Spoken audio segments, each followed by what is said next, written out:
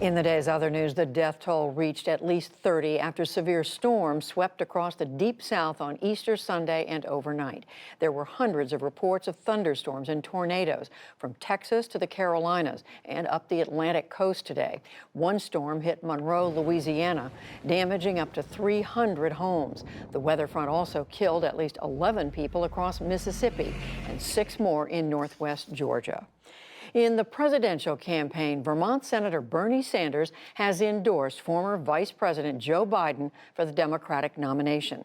Sanders dropped out of the race or suspended it last week and appeared with his former rival today via internet live stream. I am asking all Americans, I'm asking every Democrat, I'm asking every independent, I'm asking a lot of Republicans to come together in this campaign to support your candidacy. Your endorsement means a great deal. It means a great deal to me. I think people are going to be surprised that we are apart on some issues, but we're awfully close on a whole bunch of others. Also today, Biden was declared the winner of last Tuesday's presidential primary in Wisconsin. But 14 voters in the state filed a federal lawsuit to force a partial revote.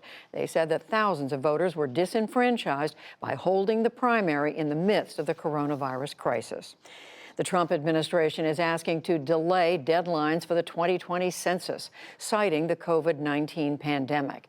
The Census Bureau confirms that it wants Congress to let it wait until June 1st to resume field operations. The deadline for finishing would be pushed back to October 31st. In Pakistan, officials lodged a formal protest with India after heavy artillery and mortar duels in Kashmir over the weekend. The two countries accused each other of violating a 2003 ceasefire agreement in the disputed region. India and Pakistan have fought 3 wars over Kashmir since 1947.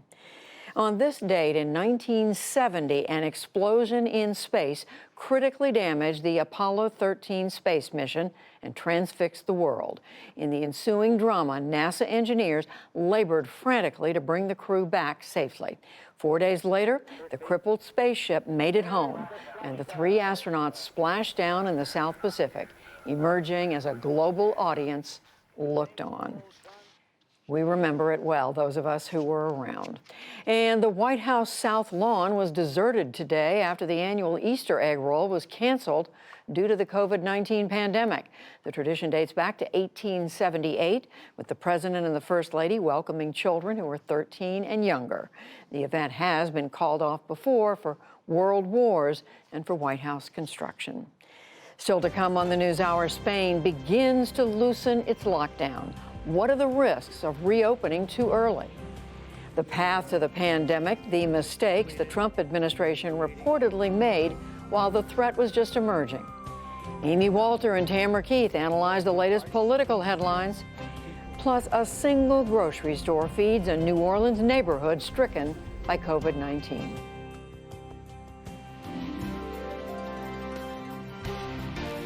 This is the PBS NewsHour from WETA Studios in Washington and in the West from the Walter Cronkite School of Journalism at Arizona State University.